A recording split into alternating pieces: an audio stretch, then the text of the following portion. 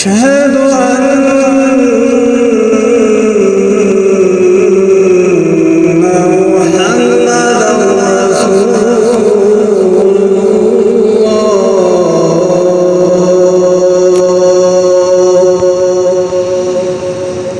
بسم اللہ الرحمن الرحیم۔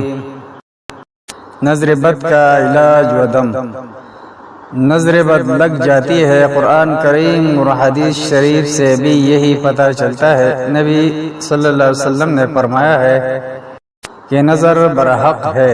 ایک حدیث میں آپ صلی اللہ علیہ وسلم نے یہ بھی فرمایا ہے کہ اللہ کے قضاء و قدر کے بعد میرے امت کے اکثر لوگوں کی موت کا سبب یہی نظر بد ہوگی۔ خود نبی اکرم صلی اللہ علیہ وسلم بیمار ہوئے تو حضرت جبرائیل علیہ السلام نے آپ صلی اللہ علیہ وسلم کو دم کیا اور یہ دعا پڑھی: بسم اللہ یبریکا ومن کل داء یشفیکا ومن شر حاسد اذا حسد ومن کل ذی عین۔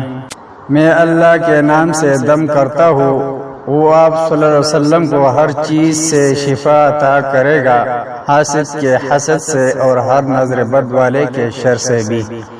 جبرائیل علیہ السلام کے اس دم میں بھی نظر بد کا ذکر موجود ہے۔ نبی مکرم صلی اللہ علیہ وسلم نے حضرت اسماء بنت عمیس رضی اللہ تعالیٰ عنہ کے بچوں کو نحیف و کمزور دیکھ کر سبب پوچھا تو انہوں نے بتایا کہ انہیں نظر جلد لگ جاتی ہے۔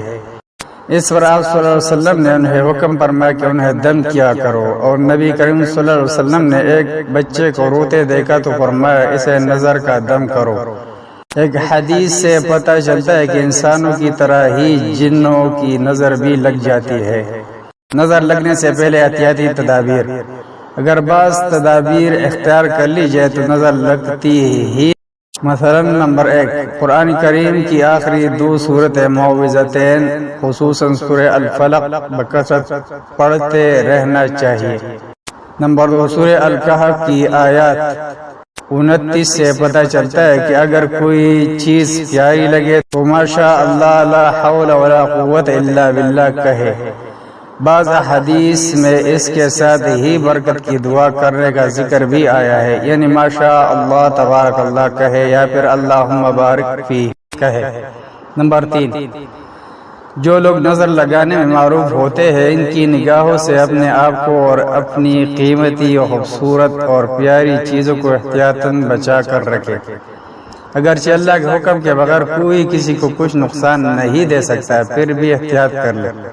نمبر 4، صبر و توکل کرے، خلوص للہ سے کام لے اور توبہ طائب ہوتے رہے، کیونکہ ہمیں جو بھی تکلیف پہنچتی ہے وہ ہمارے ہی اعمال کی شامت ہوتی ہے۔